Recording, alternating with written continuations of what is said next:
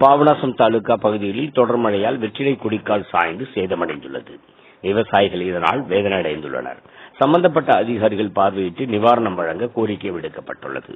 தஞ்சாவூர் மாவட்டம் பாபநாசம் தாலுகா பண்டாரவாடை, ராஜகிரி, வன்னியடி, இளங்கார்குடி, வழுத்தூர் உட்பட பல்வேறு பகுதிகளில் நூற்றுக்கணக்கான ஏக்கர்களில் விவசாயிகள் வெற்றிலை கொடிக்கால் பயிர் செய்துள்ளனர்.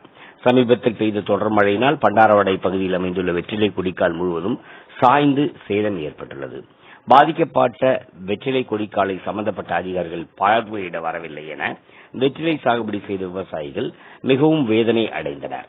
தமிழக அரசின் வேளாண்மை துறை, தோட்டக்கலைத்துறை அதிகாரிகள் பாதிக்கப்பட்ட இடத்தினை நேரில் பார்வையிட்டு கணக்கீடு செய்து பாதிக்கப்பட்ட விவசாயிகளுக்கு உரிய நிவாரணம் வழங்க வேண்டும் என விவசாயிகள் கோரிக்கை விடுத்துள்ளனர்.